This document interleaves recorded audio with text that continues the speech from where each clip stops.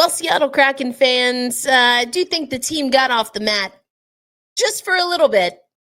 They did get some points, but ultimately another loss at Climate Pledge Arena. Let's talk about it.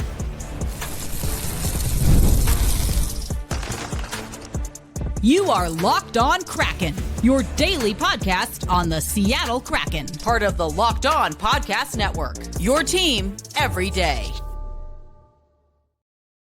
Hey, what do you say, Seattle hockey fans? Welcome to another episode of Locked On Kraken, part of the Locked On Podcast Network, where we bring you your favorite team, the Seattle Kraken, every single day. Your host, Erica L. Ayala here, still fighting off a little bit of a cold, so probably be going a little bit later in the day all week. But like I said in the cold open, we did see some fight from the team.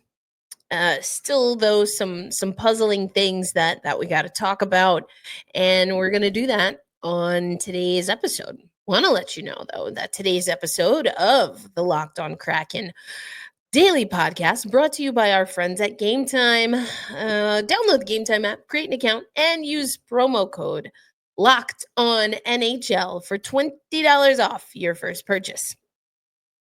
All right, here. I am going to be sipping on my tea every once in a while, but what to make of this game. So some things that we got to talk about. Not a quality start for Joey Decord. That usually doesn't bode well for the Seattle Kraken. We'll talk a little bit more about Joey in a minute. We were trailing going into the third. We did make a game of it, but that's a problem as well. And special teams.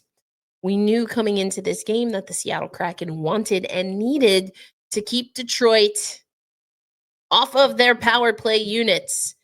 They did not do that. And in fact, in no small way, special teams were the difference in this game. I want to start by talking about Joey Decord. Joey Decord in this game gets the start. Well, of course, we know that because Philip Grubauer is not with the team. Alice Steska is your backup goaltender right now for the Seattle Kraken. Goals saved as measured in expected, minus 0.3 for Joey Decord and minus 1.6, I believe it was Talbot, right, in goal for the Red Wings. So neither goalie quality start. I mean, you have a 5-4 game that goes into an overtime shootout. Yeah, probably, probably not going to be a quality start for either goaltender. I'm actually a little surprised that Joey's numbers were what they are. I think that had to do a lot with how he ended the game, which again, we'll talk about in a little.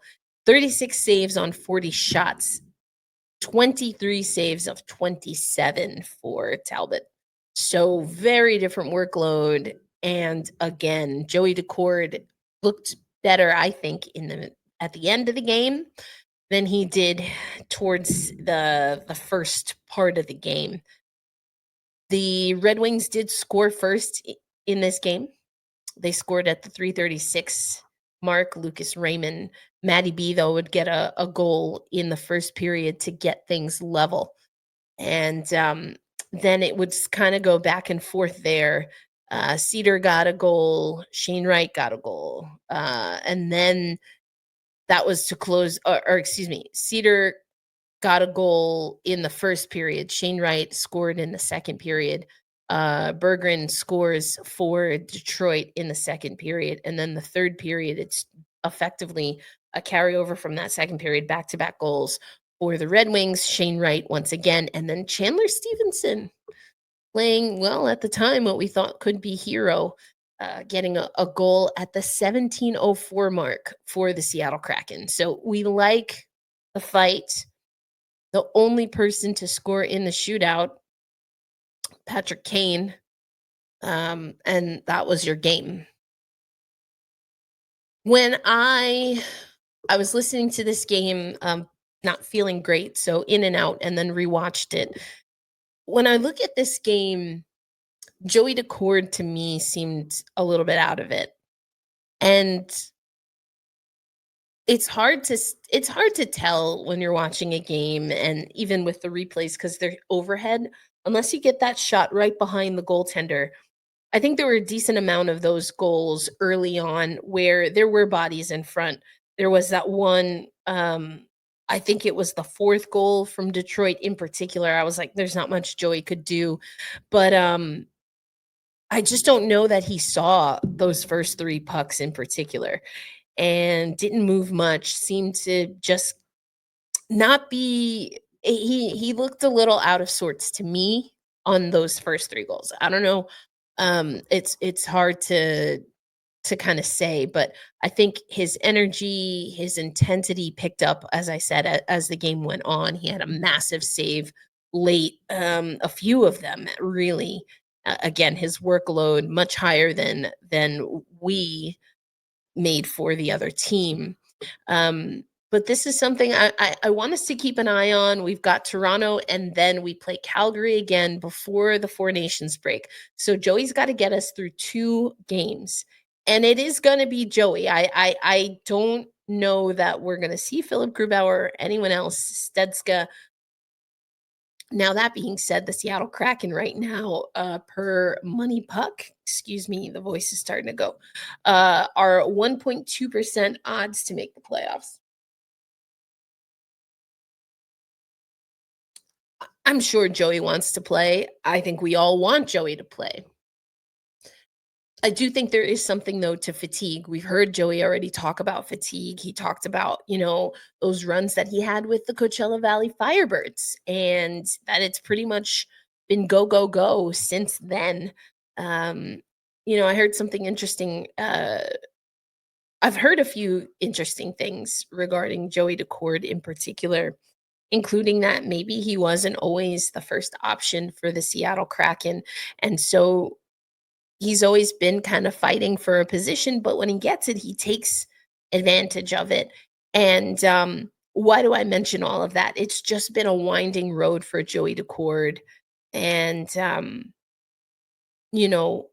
if he didn't always have the full confidence that he could be the number one, I think we're very clearly seeing that he's what we have right now. And Philip Grubauer just didn't have it this season in particular, though I kind of feel like the writing's been on the wall and the way that things went down. Anyway, I have like what, 3 episodes talking about that. And it's more so that I don't think anyone should have been completely surprised that Philip was maybe going to struggle and that Joey wouldn't. I think that was what we saw coming into the season. Now, you never know if that's going to hold up, but I think, as I like to say, Joey had the benefit of the doubt coming into the season. Maybe that's just me. I don't know. And I don't think Philip Grubauer did enough to disprove that. And Joey did more than enough to prove it. Oh, so you got your 1.2% odds to make the playoffs. Is it the worst thing in the world to give Stetska a start, or whomever, I suppose, a start? On the one hand, does that signal, that we're kind of throwing in the towel? On the other hand, maybe is it not so much a signal as it is we need to rest Joey? Because if we are going to make a push, we're going to need him. And right now we're running him ragged. 40 shots faced in overtime shootout loss. And he's got 2 more full games to go. And it was the Winnipeg game, the last game against Calgary, a handful of games here and there where maybe Joey was preparing for overtime. There have been, overtime games, shootout games that Joey has been playing. And, how much is that mental fatigue going to be an issue if we're not tossing it in this season? Does that impact him next year? But really, I think the question for me with the Joey Decord fatigue, and I'm not saying that Joey is going to be a part of these conversations necessarily, but there has to be an answer. There has to be an answer for the Seattle Kraken when it comes to what they're going to do with goaltending, because I've said it before, I'll say it again. It's not just a Joey Decord issue. Philip Grubauer at one point was this. Driegs never really, he just was in and out because he was injured. I mean, Martin Jones saved season 2, the unsung hero of season 2 for the Seattle Kraken. I mean, or was that season 2? Whatever season that was, the unsung hero of that season. My mind's a little bit mush.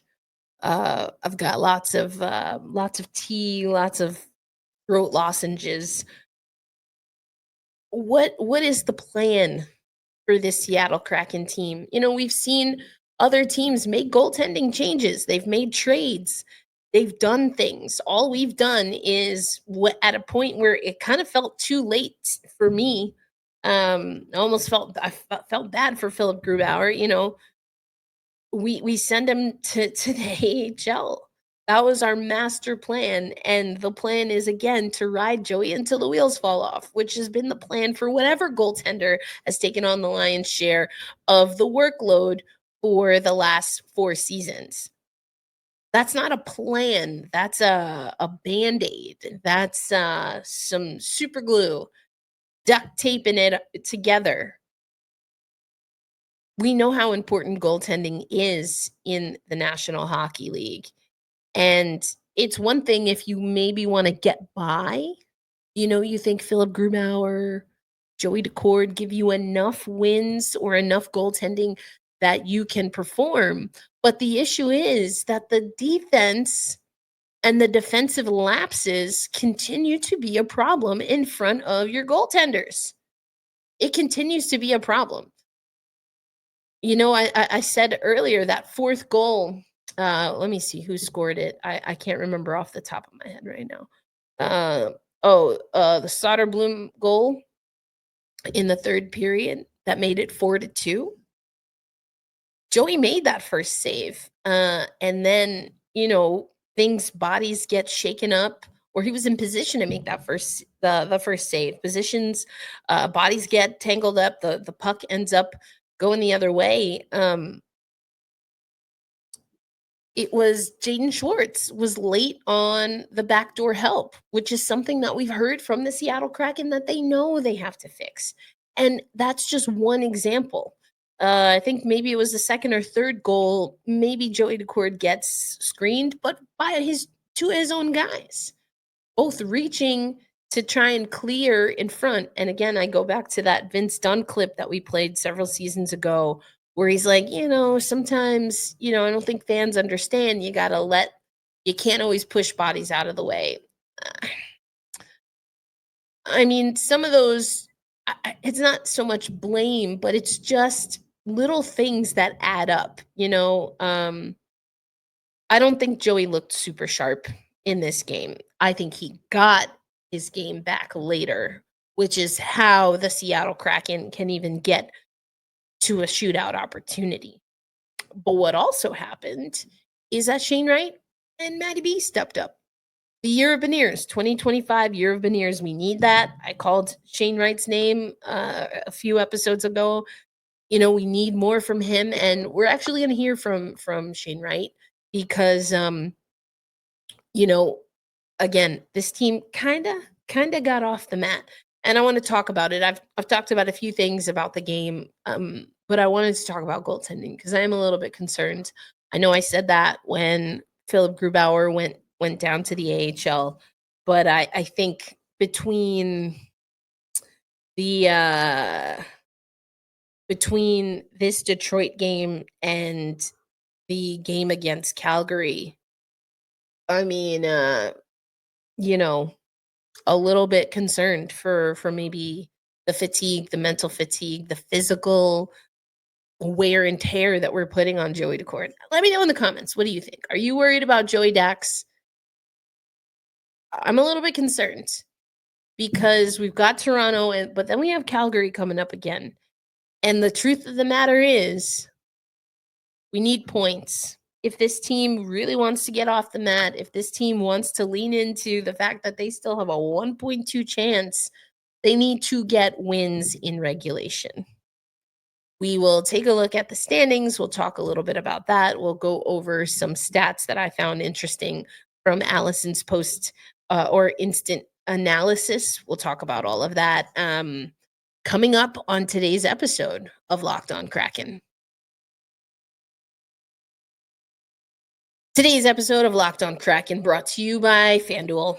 Super Bowl 59 is here. One game, two teams, endless possibilities. And there's no better way to make every play more exciting than with FanDuel Sportsbook. Whether it's predicting the first touchdown, calling the MVP, or even betting on the coin toss, FanDuel makes it easy to get in on the action. With live betting all game long, you can adjust your bets as the game unfolds and feel the thrill from the kickoff to the final whistle. The live betting feature lets you stay involved no matter what is happening on the field. And the app is super easy to navigate. Plus, knowing that you can place a $5 bet and potentially win $200 in bonus bets on the Super Bowl for the Super Bowl, that's icing on the cake. Download the app or head to fanduel.com to get started. Bet just $5. And if you win, you'll score $200 in bonus bets. That's fanduel.com. Bet with FanDuel, official sportsbook partner of Super Bowl 59.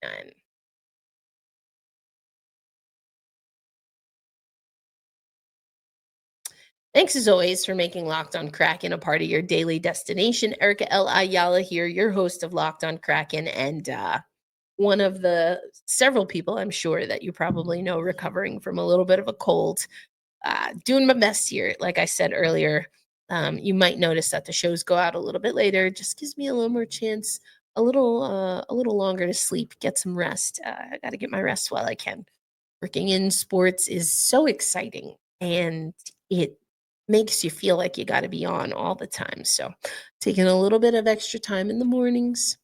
I appreciate your patience, as well as our audio only listeners, because my voice is a little bit hoarse. Also apologies because I think I had some issues uploading yesterday's audio. So you're probably going to see 2 episodes today. Apologies for that. All right. So I said on yesterday's episode, I need this team to decide if they're going to get up off the mat or they're just going to stay there. Sometimes you stay there. It's not, it's not ideal, but we got to be real. Sometimes you just stay there. The team did get off the mat. Kinda. Definitely, maybe. They definitely, maybe, kinda, sorta, almost got off the mat. Right? Sure. I mean, they got a point. So I think I gotta say they got off the mat. But why am I a little bit unsure? Well, the Seattle Kraken, per the natural stat trick game flow, they definitely had a flow comparative, a flow in the beginning of the game comparative to the end of the game. But it was nominal, super small,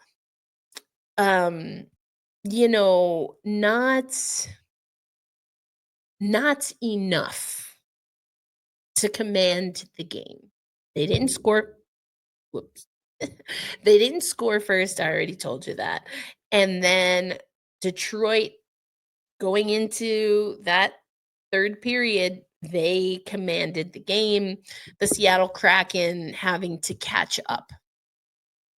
That was the name of this game. Now they did, but as I mentioned in yet another epically long rant on yesterday's episode, when you have all of that energy just climbing up that hill, right? Kate Bush. Anyway, she says running, I guess. It's exhausting. It's exhausting. And it just makes you wonder. Now, which of the racehorses that has a movie, was it Seabiscuit or the other one that always came from behind? Sometimes you got to know if you're good at the rope-a-dope. You're like, hey, listen, I know I can take a few licks. I just need some motivation to get off the mat. But I don't think that's really what's happening here. I don't know that it's that this team plays better when they're behind, because if that were the case, then the stats that I always tell you about when the team is losing or trailing going into the second or going into the third period, wouldn't those be a little bit different? Wouldn't they be better? Wouldn't they have a better record? So it's not that this team, I don't think, needs that carrot to dangle. They don't need to they're not roping a dope.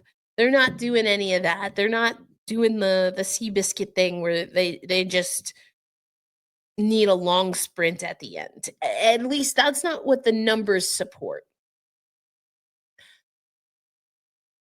So again, what is it? Like, why can't this team get it going earlier? I really don't know. I really don't know. I don't know if they know. But some of the reasoning and the rationale for not starting earlier, it just seems like it's mental errors. It's a lack of commitment early on, and that is proving to be detrimental. So again, I can't in good consciousness say that criticism and critiques of the coaching staff is off the table, because you have to be able to find a way to get this team to understand that urgency is their friend. Like, um statistically speaking, any way you slice it, whether you look at the Kraken and how they perform, whether you look at the standings, this team needs to have a fire under their tush. And I just don't know that I see enough of that. That being said, we did have some players and some and a line in particular that performed really well. Uh, Surprise, surprise, the Kraken were outperformed 42-52 at 5-on-5 play. They gave up, and that's actually not that bad, considering that they gave up uh 2, was it 2 power play goals? 2 power play goals out of 4 opportunities to the Detroit Red Wings.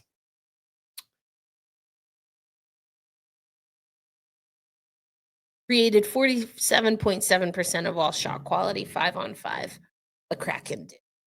Most effective line in this game was a combination of Shane Wright centering Jared McCann and Andre Burakovsky.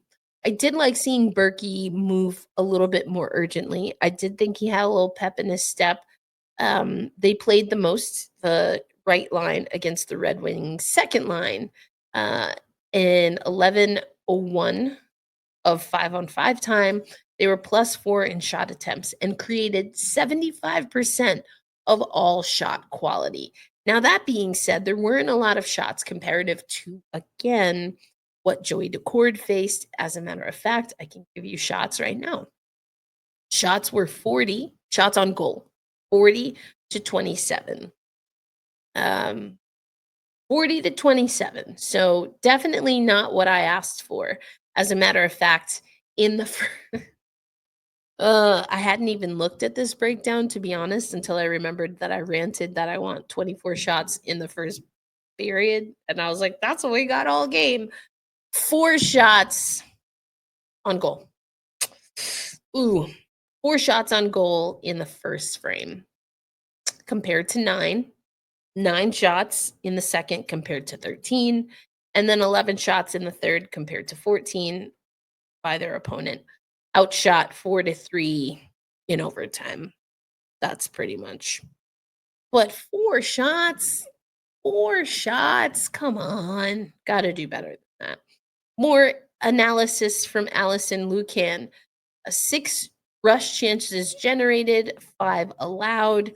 Seattle gained an advantage in transition play, going +19 in controlled exits and +3 in controlled entries. So, okay, that's something, I guess. This, though, is the kicker. Detroit was more effective in creating dangerous attacks, twice as many slot driving plays, 32-16, 5-on-5. So now I must say, I do love that the Seattle Kraken are carrying the puck, but again, the dangerous attacks, 32-16 in favor of the opponent, and high danger scoring chances, 11-10 compared in favor, I should say, of Detroit. So that's not great. Yes, you need to have the puck on your stick, but you also have to do something with it. And that seems to be what the messaging is to Shane Wright, who got his 10th goal of the season. Here's what Shane Wright told media about his performance, the team performance. But listen to what he says about the ask, what he has been tasked to do moving forward. Really proud of our compete there and able to come back, score 2 in the third, and force extra time, get the extra point. Shows a lot about our character as a team, and obviously not the great end result, but really proud of how we fought there in the third. Yeah, I just wanted to shoot. Saw some lanes and had a little time and space, and I've been told to shoot a little more. So I just wanted to put it on net, and was lucky to find the back of the net there a couple. Yeah, I think we just play desperate, play a little bit free. We're going out and playing. We're not thinking too much, but obviously it's better not to get ourselves in those holes like we have late in games and force ourselves to come back. So, we were able to come back, and we've done it a few times this year. But it'd be nice to. I think we should look to maybe put ourselves in a better situation leading into the third. I'd say so for sure. I think just overall really feeling comfortable and confident in my game and the role that I have on this team. I'm just enjoying every day. I'm just soaking it in, really just trying to be grateful and learn as much as I can and just have fun out there. Try not to think too much. Just go out and play hockey, do my thing. I love to hear that Shane, I mean, he was guided into that question, but he does feel that he's got some of the best confidence that he's had. I also think it's great that even as his production has maintained, I think maybe quietly, that the Seattle Kraken are encouraging him to shoot. I think that's huge. I like what Shane can do when he has the puck. And as a matter of fact, that's something that Dan Bilesma said after the game. When the Shane Wright line was mucking it up, really getting things going for the Seattle Kraken, I do think that a part of that was because Shane had the puck on his stick, and you also want him as an option. So I love to hear that Dan Bilesma and the coaching staff are telling Shane that he has to do both of those things more. And between him and Matty Beniers being able to be effective, Shane Wright had 2 goals in this game. That's huge, but it's not quite enough. And it's not enough. I guess what I'm trying to say is it might be too little too late for the Seattle Kraken. Let's talk about why coming up on today's episode of Locked on Kraken. Hey, this episode of Locked on Kraken also brought to you by our friends at Game Time. Are you looking for tickets for your next big event? Whether it's a concert, a comedy show, or a sports game, find the right ticket at the right place. Finding the right ticket at the right price, can be a headache. But with Game Time Picks, it's never been easier. Let me tell you how it works. With Game Time Picks, the app does all the hard work for you. Curates the best deals so you don't have to waste time searching through endless ticket listings. Now, I've told you I've used Game Time before. I actually haven't used it since the Game Time Picks feature came in, but I have used the toggle all-in feature, view from your seats. But again, Game Time Picks is easy because you can find great deals on great tickets at a great price. No more sifting through thousands of options. You can look at the super deal for a prime seat and you won't believe the value. The seat view feature, again, is just something that I love. And the best part, you're covered with Game Time's lowest price guarantee. If you find a deal better somewhere else, they'll refund you 110% of the difference. Plus, your tickets are guaranteed to be delivered on time with easy cancellation options if something comes up. So take that guesswork out of buying with Game Time. Download the Game Time app, create an account, and use promo code LOCKEDONNHL for $20 off your first purchase. Terms do apply, but again, create that account, redeem code. Here's where I try to spell LOCKEDONNHL. That's Locked On NHL. LOCKEDONNHL for $20 off. Download Game Time today. Last minute tickets, lowest price guaranteed. All right, Seattle hockey fans, 1.2 odds per, puck money. I haven't even looked other places, but I can't imagine that they're great.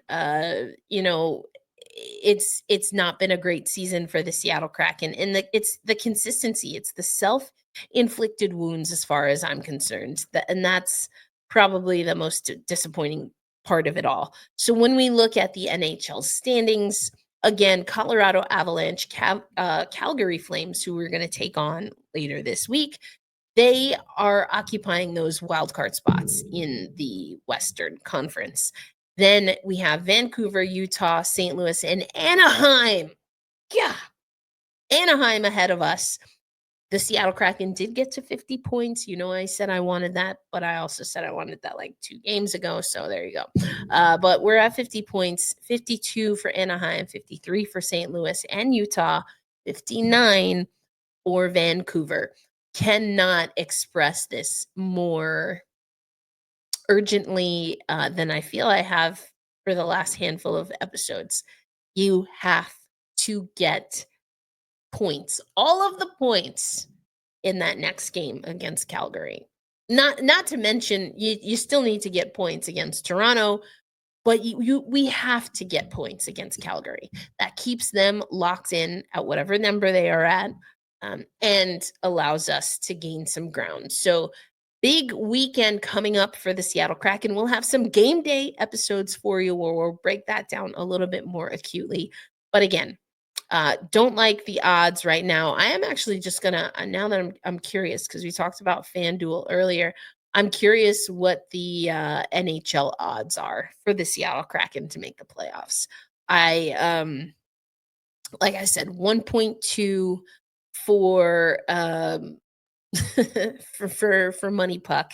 If we look at playoffs, to make the playoffs, I have to scroll. I have to scroll from the offerings in the Western Conference to even find Seattle, and they are at a plus 4,000. Anaheim also, in fairness, at plus 4,000. Nashville has better odds than us. St. Louis, Calgary, obviously, and the Utah Hockey Club. They're all at least in the hundreds, 4,000, plus 4,000. Not great. Self-inflicted wounds, things that you can only start to chip away. But I am concerned about Joey Decord. Got to get him through the next 2 games. I would love it if we gave him less to do and we did more defending. I would love to see, I don't know if that is an ask that's been put out by the coaching staff. If I was on the coaching staff, that's what I would tell the guys. You got Toronto, you've got Calgary. Again, we'll break down where those teams kind of sit in their season comparative to the Seattle Kraken and, of course, the NHL. But that's what I would do. I would make sure everyone else is focused on really keeping the puck away from your netminder. But that should always kind of be a focus, I feel. But I digress.